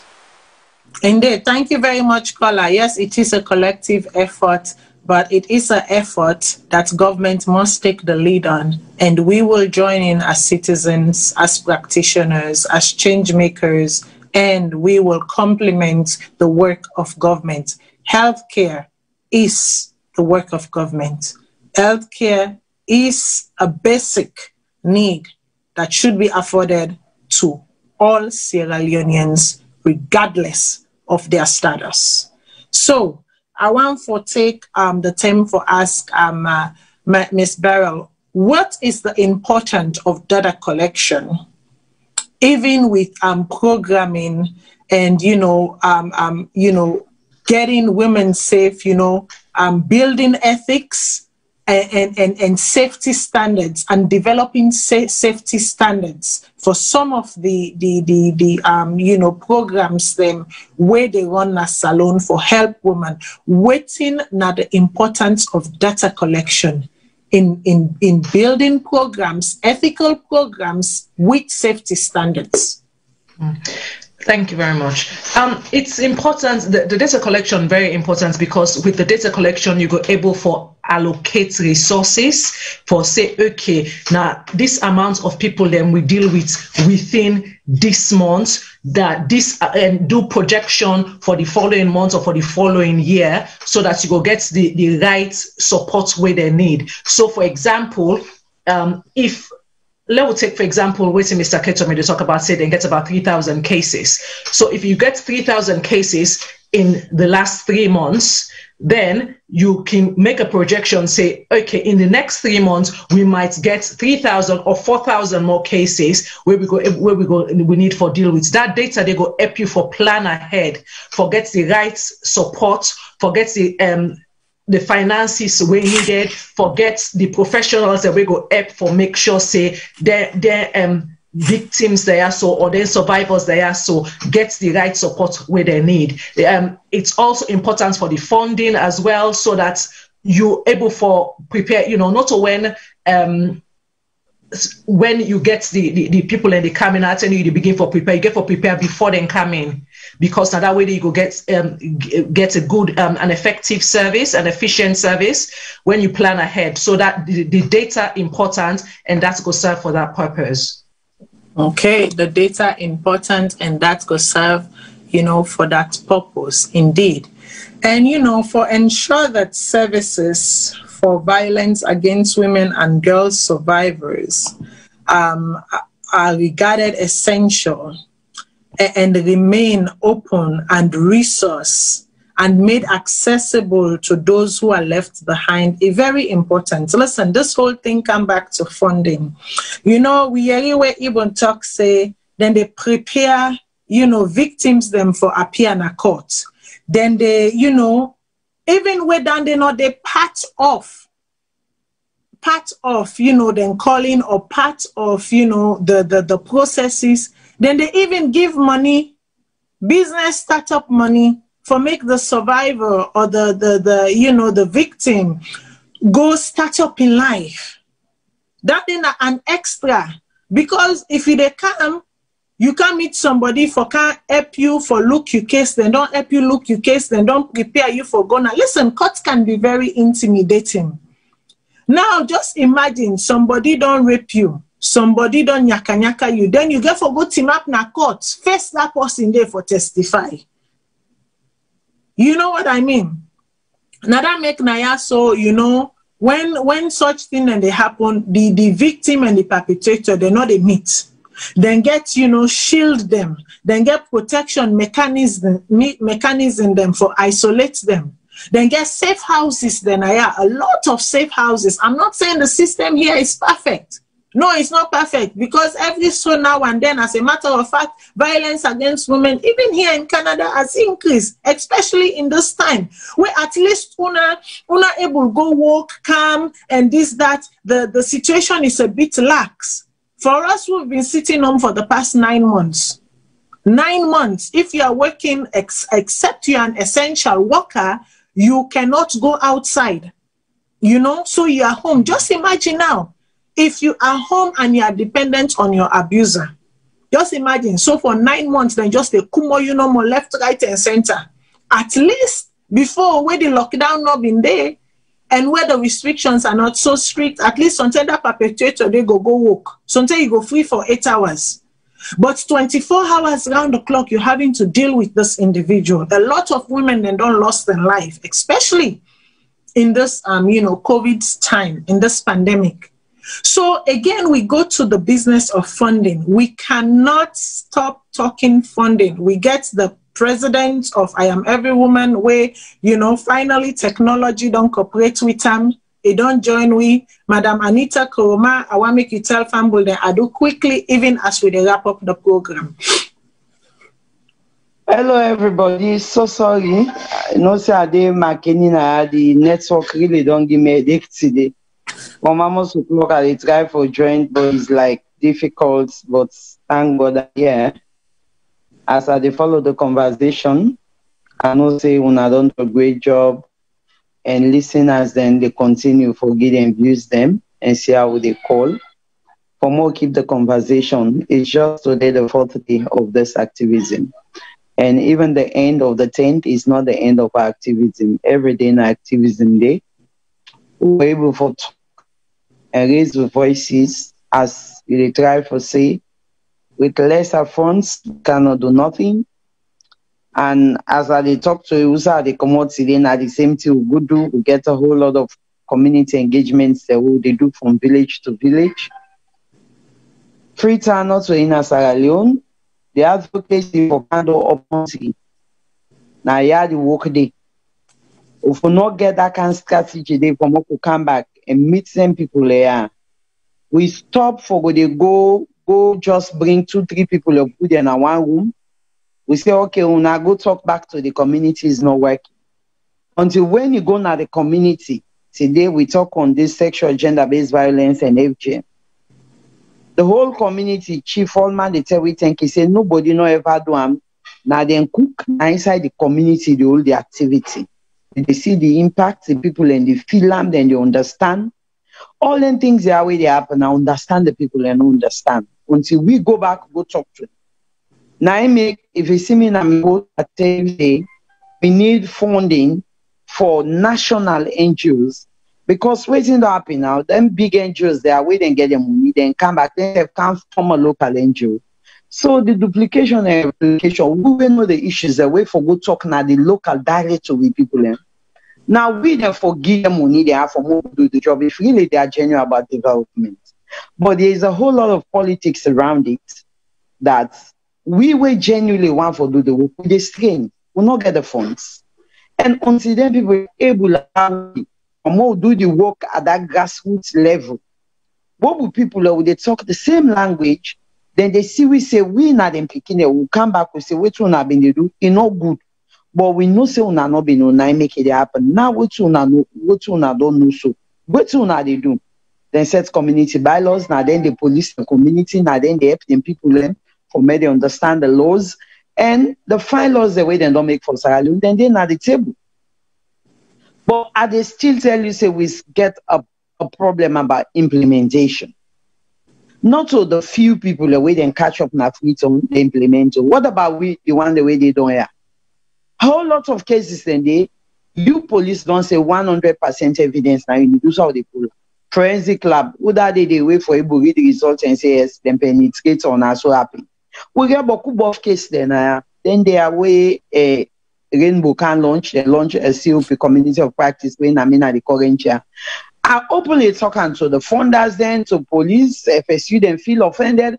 I say, I just have to say, to now they do now work. Now they do the report. Where they send and go na law reform, then tell you say case no because they're not going 100%. What can we do? We say, it's still like a joke. The speedy courts where they don't do law, go check how many cases that where they don't do, how many people and they don't sentence. Our speedy court, is it just the cases in Freetown or few cases where they unpicked? What about the majority where they suffer silently and quietly? Where some of the local NGOs and the CBOs then, where a small community organizations then, where you carry case, they know they look and some of who appear and say, this mammy in case they are men and no can give it trouble. But me, I know important pass a small organization we go back, go lay the complaint where that same picking need justice. Now McKinney will get 3 cases then today. From that case, now we, Matilda, now we all been the talker. Today justice no day, the comrade don't give up. Because justice delays, justice denied. We'll go talk to them, then give it back, talk to them. They're not getting nothing for do. So there is more to it than just a talking drum, talk the talk. We cannot work the work. Few cases and unpicked and oh, we don't win case. Oh, we don't implement. No, I'm still not comfortable with what is going around with us. I'm still not. People are suffering. Families are suffering. Communities need us more than ever before, even with the cases and the laws them, where the sexual gender-based violence, laws and the new one they way they do, in the sense is not new, then just look at them, then look and say, Lord, go revisit them back and bring in more, add more punishment. The people don't understand. If we're not going to the community for go after information there, for telling the impact, the implications, how this rape they affect, how FGM they affect picking, how you need today. Now, la for show now the clips and the videos. We're not going to enjoy say the people and understand and understand. We're not going to condemn them, but we will his own organizations now. We forgo meet them now. It's right time we go inside the community with all the activities and the people, and then they feel say them belong, then they get sense, then they able talk, then they able take action. If we just sit down with a talk show, me sometimes I'm tired of talking. They go now, and 10 communities are dealing with them. The 8th we don't do. All man they bless you, so no go na. Can nobody no ever do this with me? For come meet we guys in our community, we engage 50 first, we they get 100, 200 the first meeting. Now we bring key stakeholders, the girls them, the boys them, the young boy them, the woman them, imam them, chief them, all man come together and pastor. We talk about the issues in the community. They know I'm better than we know. We're not they go condemn them, but when they on that thing, they feel frustrated. They say na ignorance, na maker. So if we do more, we they achieve. We need na make the funding where they put on this year thing a much necessary. But more government organizations where they go by bigger on the after then come back, then can form the organization, then I can lead them for take their own money. We want now the grassroots way for talk, we know they get it. Does that make sense? Where is the development strategy where they bring, where they don't want to give people the money, and then they can manage them funds back and take and carry them. We are left with nothing. So we they talk. Funds and for man we yes, something and they will the women then talk. Some of it and give it, God give it gifts for more talk make people and listen make the word and go inside people and boom. So man, you no get time, no get that gift. So we get for look at them in different ways with the build capacities them, like other organizations, or they bring them inside with the build and capacity tell and say, advocacy not to talk for just talk, if you know the strategic points there, you for know how they able to talk to people and make them understand the issues that we want to talk about. It's a whole lot of skills. It's not just as a bit talker, they go talk. No. Do you know the issues? How can you articulate them well to reach out to the people, make them understand you, even then they don't understand, they know say not so you do. So funding na key. If you're not funding, if they don't give it the power, they don't win which time make people then go right to story. More right to story, more talk about stories. Now the only way in Africa they go out. Now the only way Sierra Leone we move on, come on at the bigger committee, all day we they look for crisis before money come. No, let's stop the crisis, no move on. Development are by stage. The whole country say na bigger police 9 day na for big. And without they feed you, they control you. We're not go able to achieve nothing in this country if we not stand for ourselves. Say, Lord, we raise your own funds, small do reaction. Now make they say, kudos to I am every woman. Whatever little una give it, we be able for pusher. Whatever little una give people, now una they raise una funds, una give it, say una go do this. We they do and we come back to una say, this now we don't do, una see the impacts we create. This is what I really am tired. Anybody call me now for talk, they tell us I don't have for talk show. Action. I'm gonna go to the last village for make them know say waiting them they do no good, and then they accept. Then they say we not be no now that we know them picking the air. Yes, now you the big one, now you get a responsibility. Get for be the role model. There's a whole lot of issues. We'll not go down for talk and all day now for see them. Indeed, we not go down. Yeah. If the one the way they bring the money, then they answer the right people, and then the work not go ever done for salary. And we now we forget passion for we own people. Now we forget the sacrifice for more do the right thing. Whatever little then give more again to people and more sacrifice. Me now that's I get for talk on this activism. We talk more. Let's move on, man. Thank you very much, Madam Anita. Even as I round up the program, I want to ask one last question and give me panelists them time for saying goodbye and then final word. I want to ask this to Daika. Daika, while the world's reviewing progress made over the past 25 years since the adoption of the Beijing Platform for Action, it is time. It is time that, you know, the voices of the next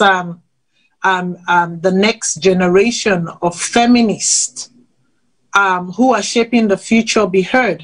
So I want to know, within the context of Sierra Leone, I don't need to ask you if you're a feminist. The work you do, the way you speak, I can clearly tell that you are definitely a feminist. I want to know, within the Sierra Leone space, a space being created by, you know, the leaders of feminism within Sierra Leone, is space being given for the young generation to walk on their shoulders and blossom forward?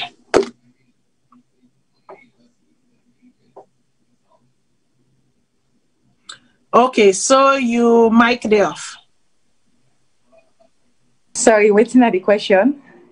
So basically, they ask for, say, within the context of Sierra Leone, a space being created by the forebearers of feminism within Sierra Leone for allow the younger generation, the young feminists, for walk on their shoulder and chart the path forward.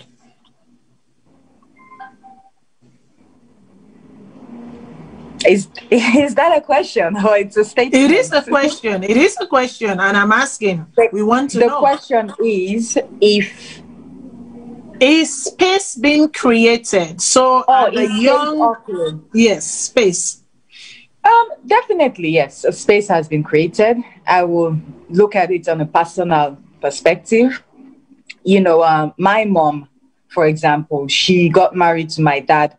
You know, my papa na that kind man, we would say patriarchal man, you know, the Madinka, Musulman, like they have all these traditional laws that supports their patriarchal values and things like that. So for me, feminism, I think, is just recently, again, English language and all things like that. Feminism has always been in my family, has always been in Africa, especially. My mom, she walked away from a space like that around exactly 29 years ago, when they were this whole celebration about 16 days of activism. It all started on the inaugural Women's Global Leadership Institute around 1991. So that was exactly the time that my mom, being born and raised in Sierra Leone, not, you know, ever having that backup to say, yeah, there is human rights outside of Sierra Leone. My mom, she stood against my dad, getting married to a man who is not even from Sierra Leone, outside of Sierra Leone. She spoke up in multiple ways, you know, to the point where he said, no, since married, no, work me and me free picking at the take the cow them back na me home. That for me is feminism beyond feminism, you know. For us now recently, yes, we have the whole, you know, this space where we believe with the whole international organization, with the whole campaign and everything like that. We get that space who believe, say, yes, can always be the space we'll go on to if there's any issue. Again, back, I look into the space of Sierra Leone, the women that we have representing that space. I believe also, like, they also share the same values and passion as my mom did. Even though, yes, the women in this space, they at least have the education, they at least have the training, they at least have the guidance and things like that. So they know exactly how to go into communities and interpret the whole concept of feminism and gender equality and gender equity in a more, you know, in a way where community will accept. But there's much to be done, really. There's really, really much to be done, because especially if I look in the context of Africa, I have been fortunate for the couple of years to attend series of conferences and seminars that give space to the younger generation. And I don't know, for some reason, when I go to other African countries, I feel more like that space for younger people to thrive and the space for them to interpret their ideas is so much more safer compared to Sierra Leone. So a couple of years ago, there was a post I saw on Facebook about, there was this lady, she was in her mid-40s, and she was talking about about giving young people the space, something like that. But she was more coming from the space where, for them, it was more like in your age group, now they forget their opportunities than they. Forgetting that you're in your mid-40s and the generation in their early 20s, you know, the opportunities definitely cannot be balanced on your end.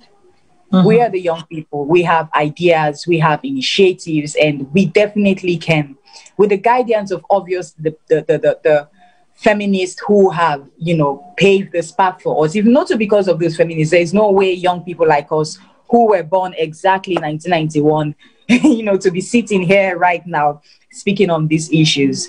But I think there's just much to be done. There's so much to be done on that space about empowering us, the activists, the young people who we know can also because of, again, the money. We see some of us, our initiative, Girls Empowered, since we established in 2016, I would say only 20% of our activities and programs have been sponsored. 80% of it was self-sponsored, and that's because when I started my activism and volunteerism in these spaces, I realized that the lack of political will always be a challenge if you're trying to seek fund for certain issues that people do not recognize as a human rights violation like FGM. So I established Girls Empowered as a social enterprise where we were able to self-sustain ourselves. That means we were able to take up activities, programs, and no one could interpret to us how we can go about and, you know, take up our programs. So that for me was one way or the other a challenge, because the space that I came into was not so encouraging for young people who just wanted to make their voices heard and their initiatives interpreted in a more sustainable manner. But yeah, much has been done, but there's so much more that they need to do, because young people, we are the future. In the next 10 years from now, so I will be 40 years old. So I will no longer be a youth. There's no way I will even try to claim that. So it's very important that I take that conscious decision, those conscious steps to empower the younger ones below me, because indeed, I want to make sure that when I'm in those seats of power, whatever seats that I find myself in, my heart is in a place where I understand that these people that I need power can actually run the country that I live in, which should be Sierra Leone. That's right. So the bearers and the chatters of waters, I hope say una don yeri, una pikin don't talk to una sister don't talk to una. There is need for inclusion. There is need for collaboration. There is need for make una open the waters, them part the waters even more, for bring them in, make them drink from una. Because if una not allow them for drink from una, I don't know how una wants for make them take on the baton from una. So in order for make them take on the baton from una need for bring them in for make them drink from una. I hope you've heard that. Now I want to give me panelists them few minutes, a couple of minutes, make them say their last words and then goodbye, and then hopes and aspiration, even as we go through these 16 days of advocacy and moving forward, because it does not end at the 16 days, it continues. There is never a pause on such work. There is constant continuity. I'll go start with Beryl. Beryl, waiting on your last word to people then.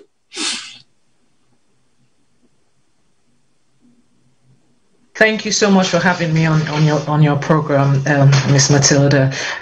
Well, my final words is that as we've all heard, it's an ongoing conversation.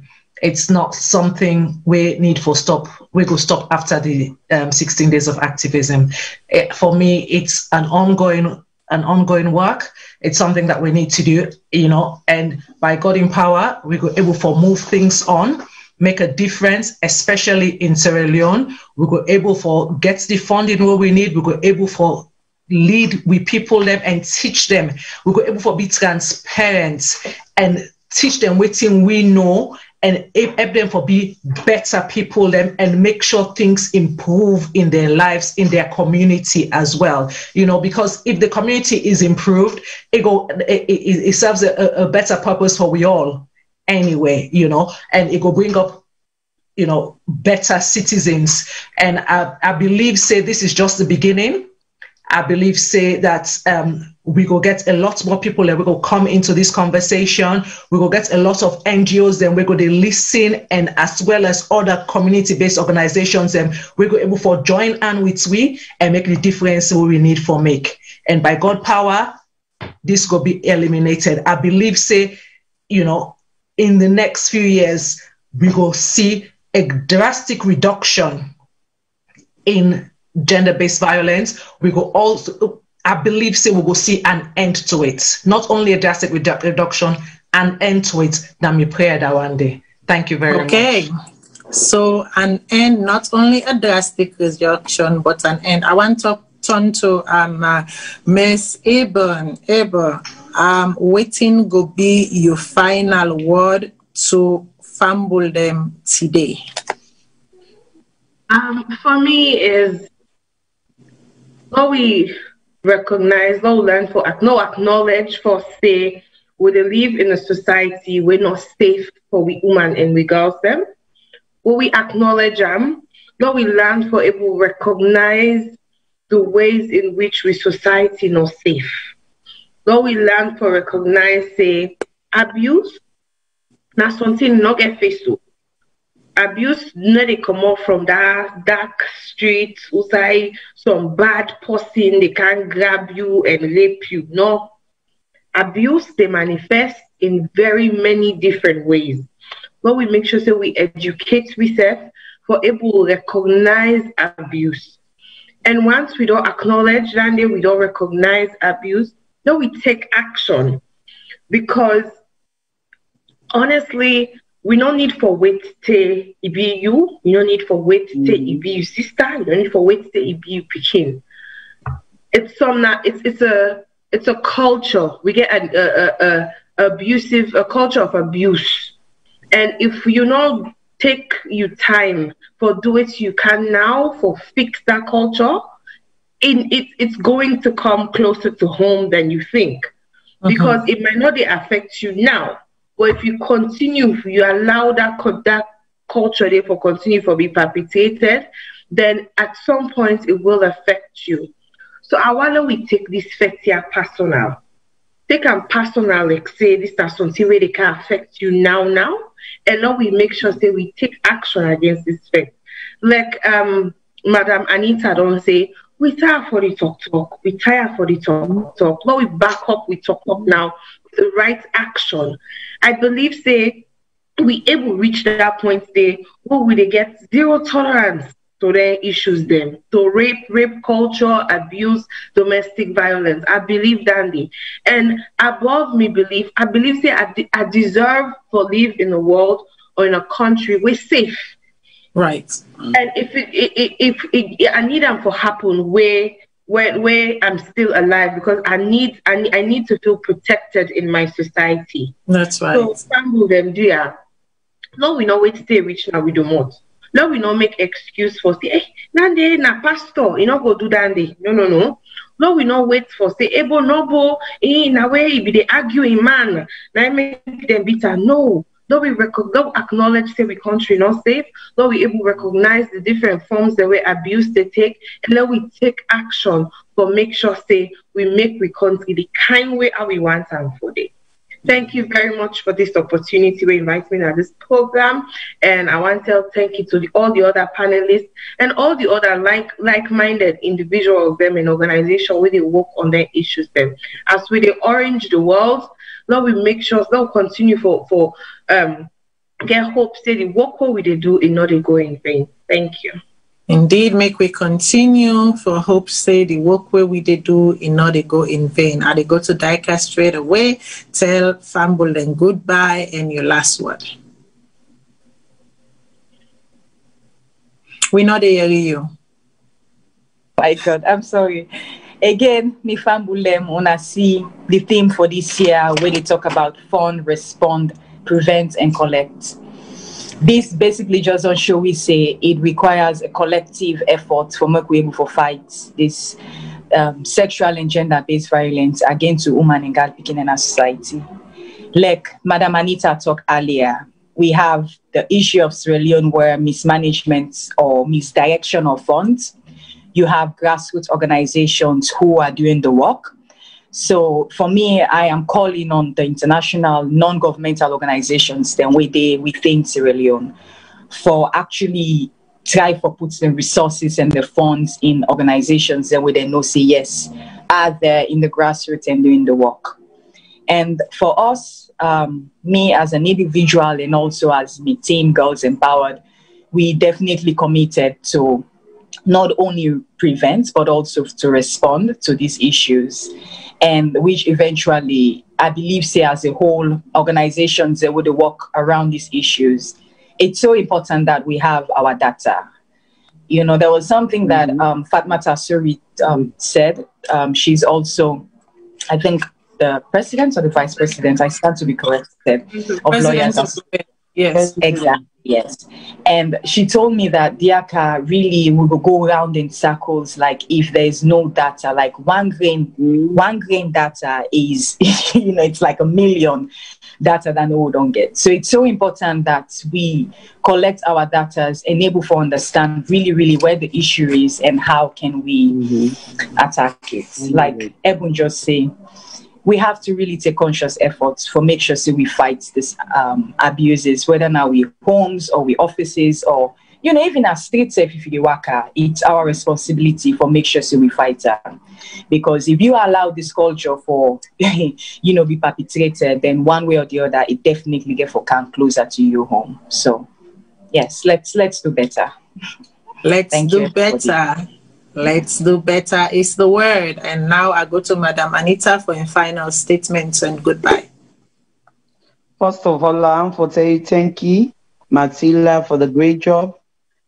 Now, we're all in at the movement, but today bringing out those panelists for me to do this work. I want to appreciate the old people that we sit on at that space day today for talk all the issues there. They're not new, but I hope say the conversation they continue because some of we, as you rightly in it, try for address for the young people, we need a generation where genuinely they stand and do what they do, like they're having our own business. I meet them. They say, Auntie Anita, I want mentor me, Mama, now we go school by senior for them. But it just get your mind when they say big woman, a grab for himself, a one for sitting down, money no money, they do open door, they do your own business, bring in girls, support them. That is the preventive measure we need for take. Don't no wait for crisis again. The crisis don't work. And when crisis overrun, we not get money. Now they the danger day. We're not able to control them. Now I make the advocacy now look at the strategic way. That's an one, the collection, where they say for collect. Me, any sourdough, we they go back, they do survey. You look at waiting to happen, waiting at the gains there, waiting at the loss there, we sign at the loophole, we left for lock. Now the only way, the funds then, like how they talk, me, I get a social enterprise where they want me all a mescal package, na a social enterprise. I come to me notice say if organization you want for run a charity, you need an entrepreneurship in you. If you not get funds, you know they will run them because just like the way that can they talk with the international community, yes, they then get the interest. They will control and then they can go to and say, come, you self can't take your go do you. So when me get me funds, nobody you know they ask me, I get other organizations what they fund inside my own money, what they fund raise. Now the only way out for Sierra Leone, let we think scarcity. How would they able to raise their own funds and go do we work when nobody know they go control we say because when we work against the world again, now so they minimize the problems and although they prevent the abuse, now so we they bring in knowledge to people like they see the crimes and they reduce. Until we get that strategy there, we're all able for talk in one language. We bring them picking at skin them for relinquish power. So on behalf of I Am Every Woman movement for the great job we do as a sitting chair at the moment, I want to appreciate all the speakers, all the efforts, all the membership, everything we don't do, that the conversation still continue. We're still on. And we will continue for raise with voice as women from the diaspora here based in Sierra Leone, any Saudi, we will continue for stand and be the place of the woman and the girls. We want for prevent, we want for respond to, we want for speak out, we want for collect the information and see if we will able to tackle the situations where they around in our communities, in our household, and every Saudi in our place that we will able to prevent and be the voice. Thank you so much. God bless you. I hope we will continue the conversation. Thank you very much. Indeed, fumble them. Now the word this. You know, in this menace, this thing where we deal with within society, we cannot afford to be bystanders. At no point in time can we afford to be bystanders. We have to be participators. We have to be contributors. We have to be collaborators. It is important. Funding is important. Just like where Daika say, with the non-governmental organizations then, please look for where your funding goes. I know when you come in, you have your agenda, you have your policy plan laid out, your, core funding, your basket funding, your multilateral fundings and whatnot. I am in the business, so I can speak the same language as you. But please, when it comes to addressing certain issues, you have the power to shift from your core priorities and address your cross-cutting priorities. And I know say violence, gender-based violence against women for many are cross-cutting priorities. But I know that in your implementation, you can shift the language to make it your core funding priorities. Look for organizations then within your local operations or international operations, as you will call it. Seek those organizations that are doing the work. Fund them. Funding, very important. Because with funding, then you get a response. Then you get them to implement and to act. And when they implement and act, guess what? Then you get prevention. Funding, you respond and then you prevent. And then the collection of data go inform the gains then where they don't make and areas them where gaps then they. And that in turn go inform sound policies. And that in turn go inform program initiative, targeted program initiative. So again, I say fund indeed. The funding enable response. The response triggers prevention. Prevention enables you to collect data that then informs your policy and program strategies. The data informs the gains you have made and the gaps that are remaining. So, me family, even as we go along, I tell una thank you for what una all join with today. One thing I'm going to leave you with tonight or this afternoon or tonight or morning, wherever you are in the world, I'm going to say, listen, be open to learning from the experiences of others. I'm going to say, believe. Support survivors and those affected by violence and share support resources and information about available services. I'm going to say, speak out. Speak out. Make a personal commitment to speak out and not condone or accept violence. I'm going to say, intervene. Find a safe way to help when you see acts of gender-based violence. And lastly, I'm going to say act. Give your time to organizations working to end violence. A forensic lab is desperately needed in Sierra Leone. These organizations that are seated here today, their representation, a home office is desperately needed in all provinces of Sierra Leone. And even going forward into the interlands of these provinces. The work does not start in Freetown, and the work doesn't end in Freetown. The work is all across Sierra Leone. The green, white, and blue as we see it. The green, white, and blue does not end in Freetown. The green, white, and blue represents the totality of Sierra Leone. And that includes every provinces, every urban area, every woman, every child, every girl, every male. The education is important. Today I take a pause and I say, may justice be given to baby Khadija, and may justice be given to each and every victim of sexual and gender-based abuse in Sierra Leone, regardless of the gender. May each and every one of them get the justice that they so are deserving of. And may we keep the fights going. May we keep the candle burning. Tomorrow from 6 to 7 p.m. London time, there will be a candlelight vigil for baby Khadija. I will be there. I hope you will be there too. Log into Congolese Saka, the father of Khadija, little Khadija, in Facebook. It go the stream and live. Log into Auntie Sharifa in page. Insef go the stream and live. And absolutely myself being there, you will definitely see it on my page.